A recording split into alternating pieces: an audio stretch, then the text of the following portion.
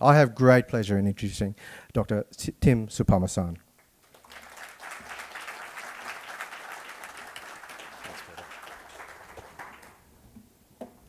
Well, thank you very much, Peter, and it's a real honour to be able to open the batting, as it were, for this speaker series. Can I acknowledge Minister Hinchcliffe, distinguished guests. I know there are many friends in the room as well, ladies and gentlemen. And I begin too by acknowledging the Turrbal people and paying my respects to their elders, past and present. The theme for this afternoon is Diversity Works, and I want to reflect today on why we need to work for diversity as well. Because while we are a multicultural triumph and success story in Australia, I don't believe we should take that for granted. Our success hasn't occurred simply organically or by accident. It has been the result of the cumulative efforts of advocates and communities. And if we are to continue our success, it's going to require more work from all of us as well. That's the challenge I want to reflect on today, and I can think of no more timely occasion in doing so, just as you implement your Multicultural Charter here in Queensland. It's important that we have laws and instruments that express our commitments as a society. This is one message that I reiterate in my work across the country on racial discrimination. Having a law, for example, in the form of the Racial Discrimination Act at the federal level serves to send a statement about what's acceptable and what isn't in our society. Now, in a similar way, the Multicultural Recognition Act here in Queensland and the Multicultural Charter serve to express Queensland's commitment to multiculturalism. And I welcome that we have these statements. We can't underestimate the power of having a public declaration about such things. If we think about the meaning of multiculturalism, that's one place for us to start. That it's a recognition that we value difference and diversity. This wasn't always the case, of course. There was a time when the expectation was that you would abandon your cultural heritage or your baggage, that you wouldn't have the freedom to express who or who you are or your identity and heritage. But we're relaxed and we're comfortable about our multiculturalism and our cultural diversity. And for me, the reason we're relaxed and comfortable about our multiculturalism isn't just confined to the benefits of diversity, which we all consume in very literal terms almost every day. It's more than just about food, it's more than just about having a diversity of lifestyle. For me, it's a lot more fundamental than that. It is about freedom, it is about dignity, it is about equality.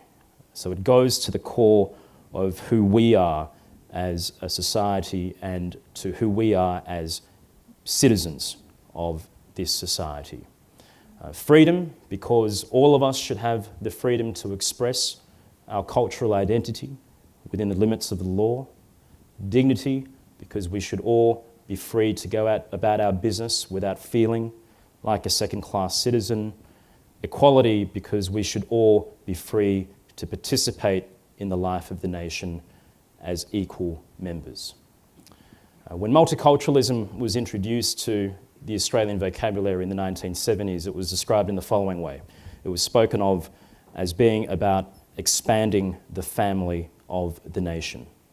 So right from the start, right from 1973, when the word multicultural was used for the first time in Australian public life, it has not been about rejecting an Australian national identity. It has been about affirming it and ensuring that it can include everyone, regardless of their race or their background. We have perennial debates, of course, about the meaning of multiculturalism, but we really begin the conversation or continue the conversation right now from a position of strength. The most authoritative research shows that the vast majority of people celebrate multiculturalism. About 85% of people believe it's good for the country. That's a finding that's consistent year on year now and is beyond any disputation. I don't think there are many questions that could ever garner a response in the range of 85%. So to see that being expressed consistently says something about how natural multiculturalism has become in Australia. But if we're talking about the substance of what multiculturalism must mean, I would say it must mean the following things. First, it is about a recognition that diversity is to be valued and can be expressed not only in your home or in private, but also in public. I think, and I'm reflecting here on certainly my experience in Sydney the last few years of how certain cultural festivals are announced in public. We recently had the Lunar New Year, for example, and if you were to have walked down Martin Place in Sydney, you would have seen Martin Place decked out in red. I think if you were to walk in other cities, you might have seen something similar. Around Christmas time, we of course see Christmas decorations too. To see that diversity of expression in public is not something that is ordinary if you look at other countries. If you were to compare Australia with France, for example, if there were to be public celebrations of Lunar New Year, I'm pretty sure that the late night French talk shows, very intellectual talk shows, would be debating a national crisis of identity. But we don't have that equivalent here because it's quite natural to us. So that's the first thing. There's got to be a public acceptance and declaration. Second, multiculturalism involves an approach to how we deal with those who arrive as immigrants to Australia. The approach here isn't one of letting people sink or swim. It is rather about giving people a welcome and some support when they arrive in this country to ensure that they can participate in our life in time as citizens. I think of historically how this has evolved. You go back to the 1950s and 60s, and there would have been good neighbour councils, friendly neighbour societies.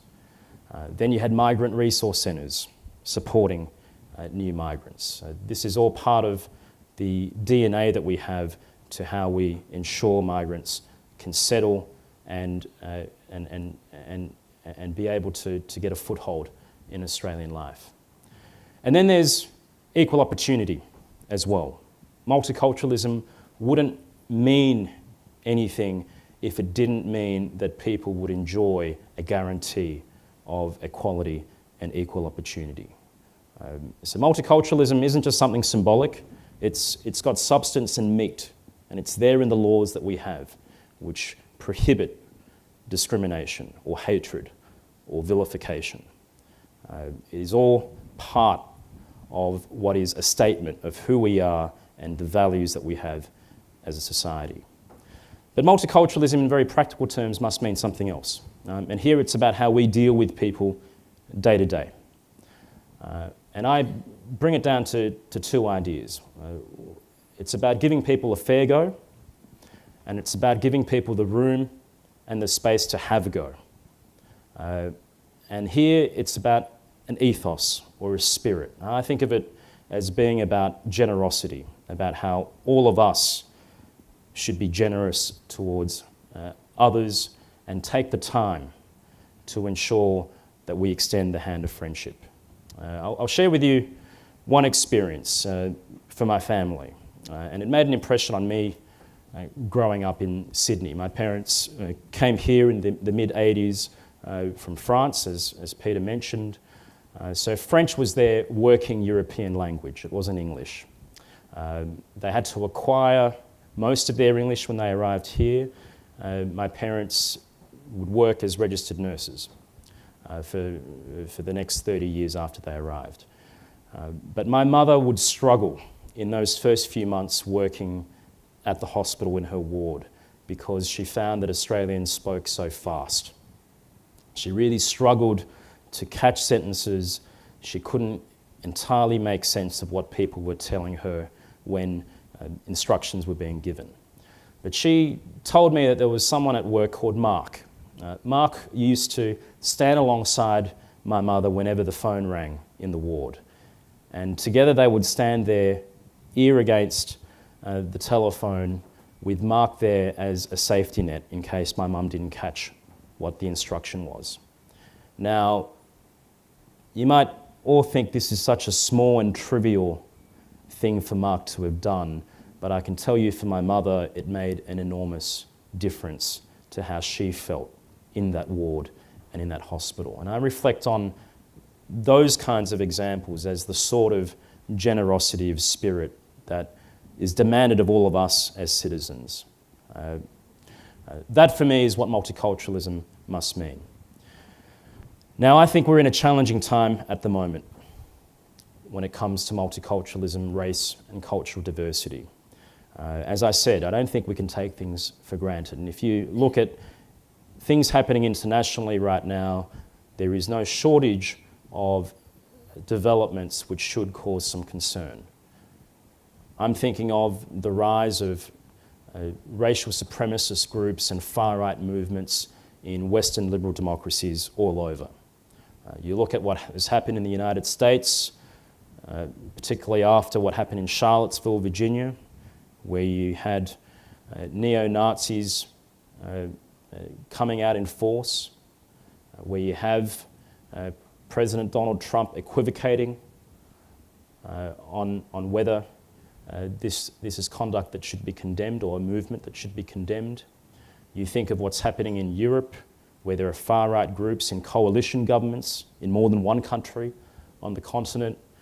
You think of what's happening in the United Kingdom, where the Brexit vote was essentially a referendum on immigration.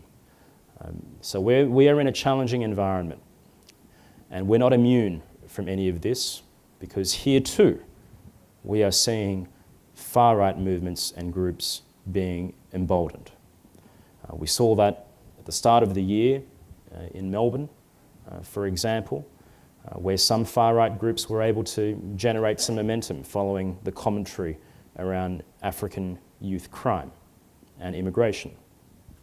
We have seen across the country in more than one city neo-Nazi groups spreading propaganda and material of a sort and of an intensity that we haven't seen for many decades.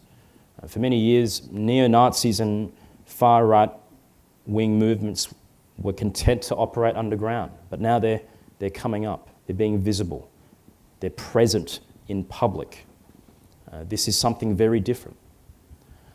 I think too of the debates that we are now having about immigration. Now, we're always going to have, of course, debates about immigration, and it's a legitimate part of our public debate to do so.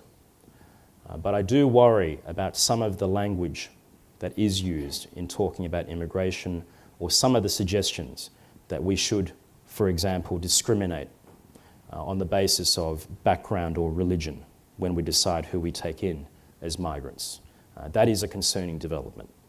We've had people also raise the prospect of interning people of certain backgrounds en masse out of concerns about national security. That too is concerning. And I think as well of the debate we're having about foreign influence at the moment and the potential impact it may have on our race relations and harmony as well. Again, this is a legitimate issue we should be debating in our society. If there's anything that disrupts or corrupts our system of government, we should be dealing with it and we should be eliminating it. But what we shouldn't be doing is doing anything to encourage suspicion of one part of society or creating a demand that one part of our society work twice or 3 times as hard as anyone else in order to be treated as a loyal Australian citizen. That's not the kind of society we want. So how must we respond to all of this? I want to show you a short video about some work we've done recently on our anti-racism campaign that has been about challenging people to stand up when they see prejudice or discrimination.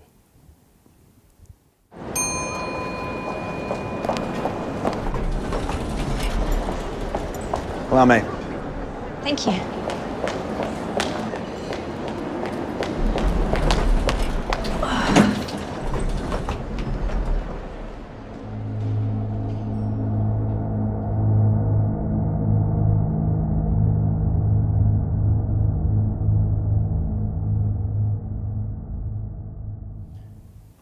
Now, through that, we're trying to start a conversation about casual and everyday expressions of prejudice and discrimination.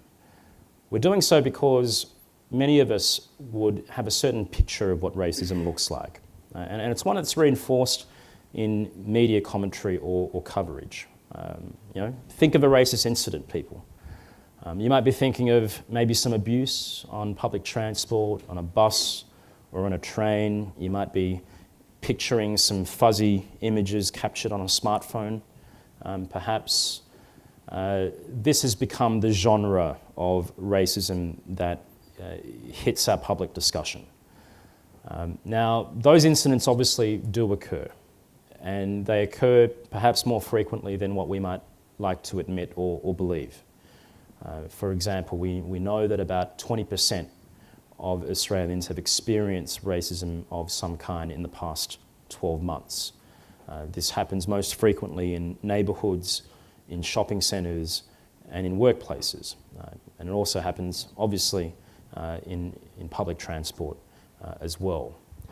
What we often don't recognise, though, is that racism can be very subtle in nature. It can be insidious. And it needn't involve someone who has a doctrinal commitment to racial supremacy. You're not going to get racism in the form of a committed extremist yelling a racist slogan in your face. That's not the only form of racism that exists. What we've tried to depict there is a situation where racism can be as much about the impact as it is about the intention. Not everyone may do something with malice or may do something intending to inflict humiliation or pain on another person, but if it has the effect of discriminating against someone on the basis of race, then we're entitled to deal with it as a form of racism as well. Perhaps one area where we struggle at the moment to talk about race and barriers to equality is the Australian workplace. We've been conducting some research about the representation of cultural diversity in Australian organisations. In 2016, we released some of our findings. We're about to release some more findings in April this year.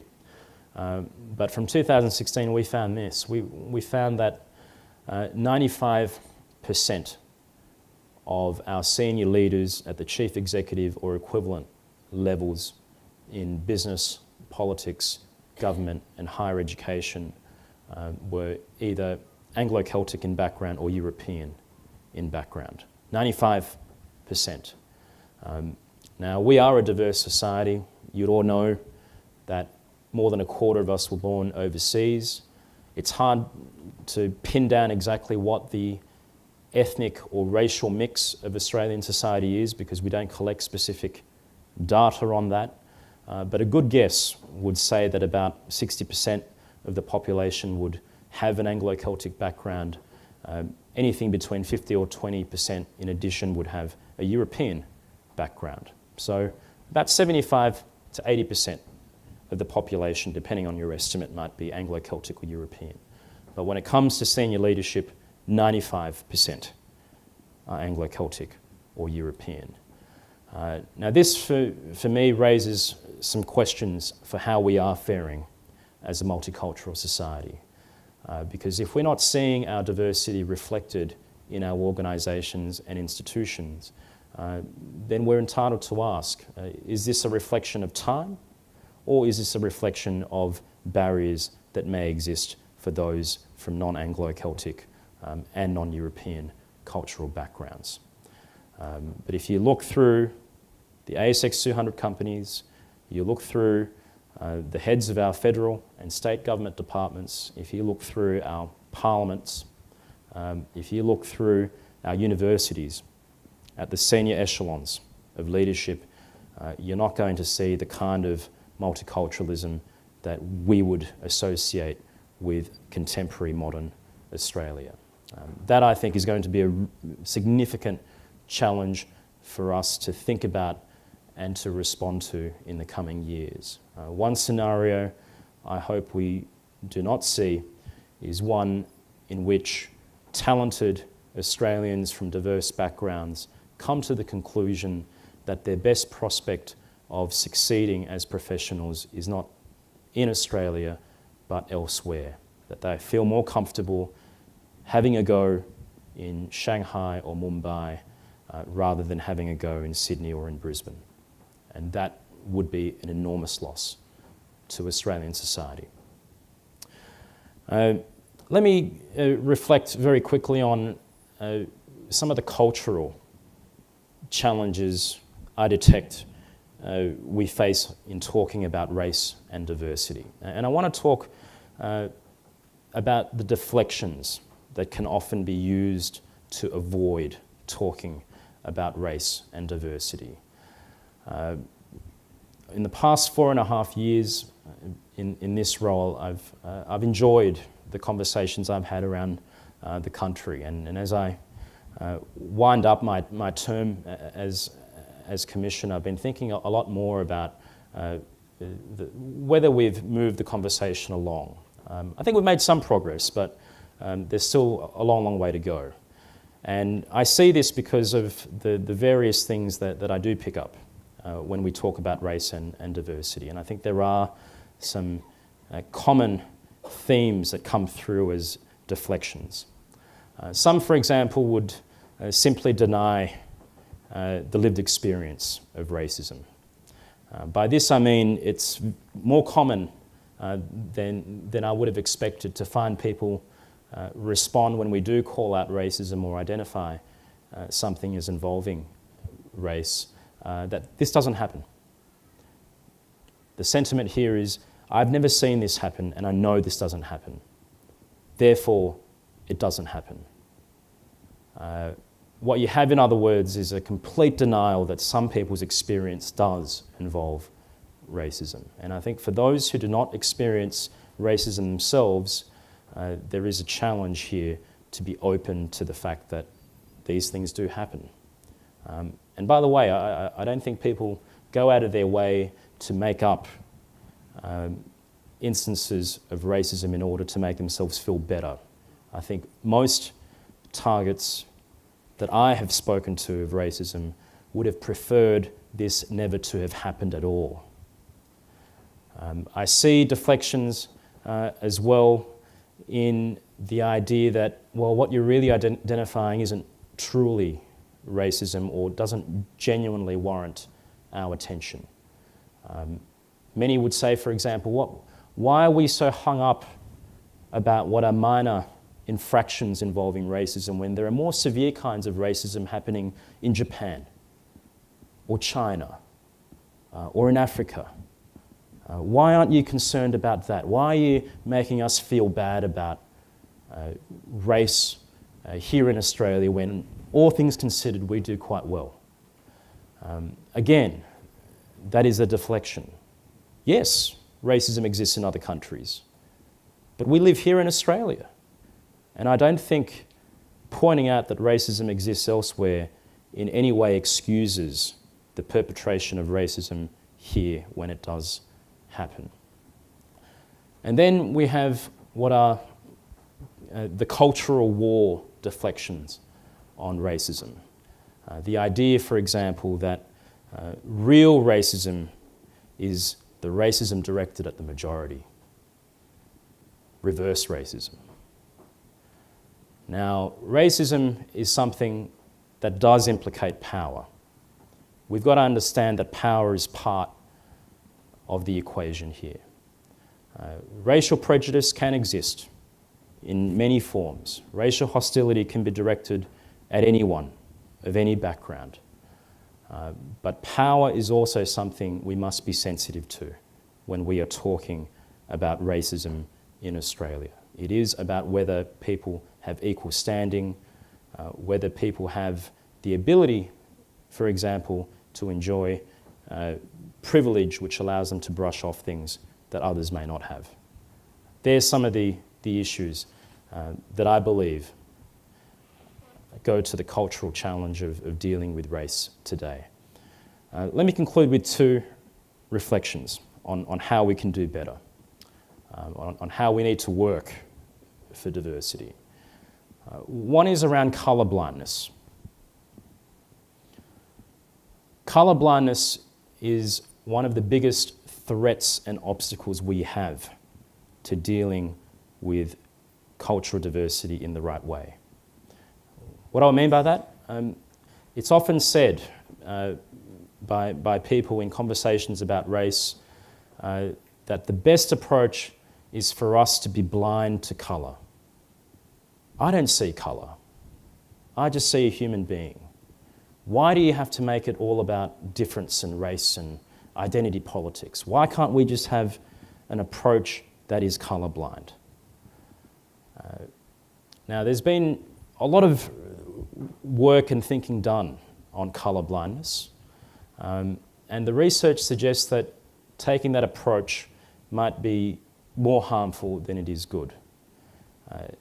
For example, in Texas, a study was conducted by psychologists involving white American parents in schools. Some of the parents were asked specifically to talk about race and colour with their children. Others were not tasked with doing that. And what the researchers found was that those parents who talked to their children about race and about colour ended up having a positive effect in shifting not only the attitudes of their children, but also their own attitudes. Colour blindness is a luxury that not everyone has.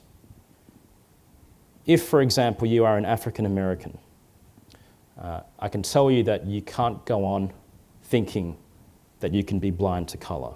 There are conversations that African American parents would have with their children about colour that other parents would not be having. For example, what do you do if you're stopped by the police? How should you respond if you're pulled over by a cop? These are not the conversations that some people in American society would have. I think of this hypothetical scenario of being in a shopping centre where a small child says to their parent, and let's imagine that this is a child of a majority ethnic or racial background. Let's imagine this child very loudly pointing out the colour of the skin of the man who's behind the parent at the counter. Let's imagine this child says, "Look, Mum, look at that man's skin, look at his colour." I'd imagine that for many who hang on to the idea of colour blindness, the response would be to try and avoid a scene, not to talk about colour, because that would make the person in the queue feel bad and self-conscious. If we're going to make a generational change on race and colour, we will need to be prepared to talk about colour, not as though it is a bad thing, because it's a reality. To be mature enough to say to a child, yes, that person's skin colour is different, because we all come from different places. We all have different family histories. We might come from X, that person comes from another place, rather than shutting down and thereby creating a taboo for the child. The second challenge for us to think about is the division of labour here. If we're going to work for diversity, who's going to do the work?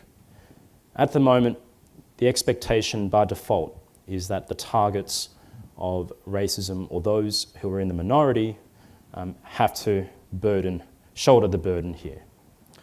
I want to share with you a quick story involving the African-American musician Darrell Davis. In the 1980s, Darrell Davis was playing in a bar, and at the end of his set, a man approached him and asked if he could buy a drink for him.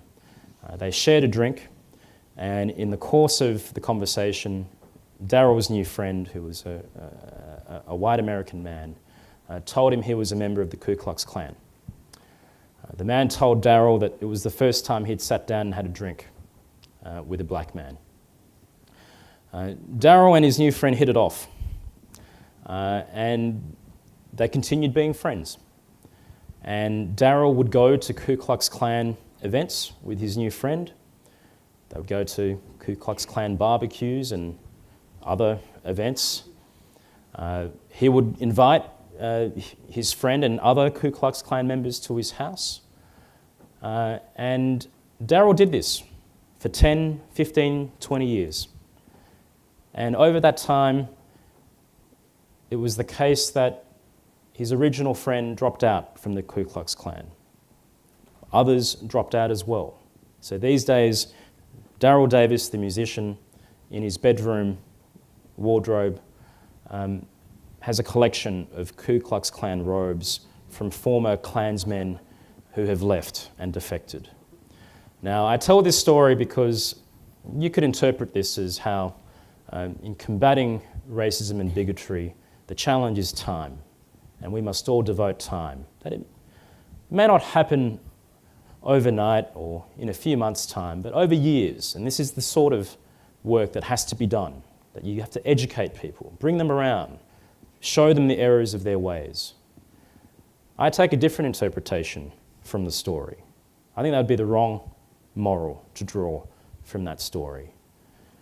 What does it say if we believe or conclude that the burden of countering hatred or bigotry must rest on the shoulders of targets who must then dedicate themselves for decades to bring people away from hatred or bigotry?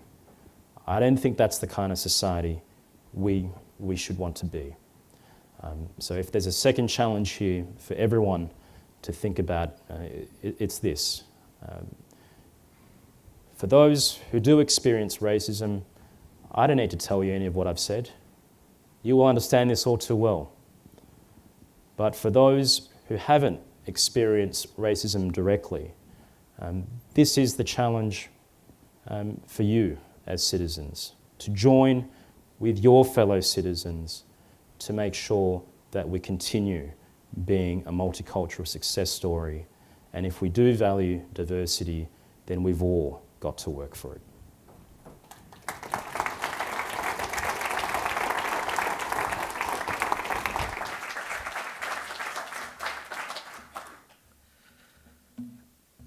Tim, we've got time for some questions. If you're happy to take questions, that's great.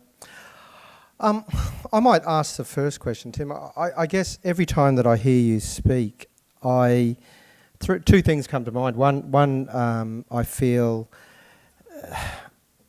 my mind races. It goes off in 1,000 different directions, and I just want to have lots of conversations with you. But the other feeling that I get is I get a feeling of ill-ease and discomfort, and I'm just wanting to check that one out. If you gave us a bit of a concise history of multiculturalism in Australia and some of our successes and some of our challenges, I'm just wondering on a scale of, of being blissful about the future or to being terribly alarmed about the future, where should we be? I don't think it's a bad thing to. So I'll start again. I don't think it's a bad thing necessarily to feel a level of discomfort. I think it's necessary to feel some discomfort if we want to improve. If we're content with how we're travelling, then by all means we can be just relaxed and we can share the happy stories. And I can do that too. and don't get me wrong, we should be celebrating our successes, and I would hope that people take what I say not in any way as a rejection of our successes, but it's a challenge for us to do more and to ensure that we don't rest on our laurels. How we are faring? Well, I think historically, if you take a long view, we would be among the exemplars of multiculturalism. Canada and Australia are the two countries that adopted multiculturalism in the 1970s. I'm struck by how often people compare Australia to European countries, and sometimes the suggestion is that we've got something to learn from the countries of Europe on multiculturalism. That for me is just the wrong lesson to be drawn from history or experience. Without sounding too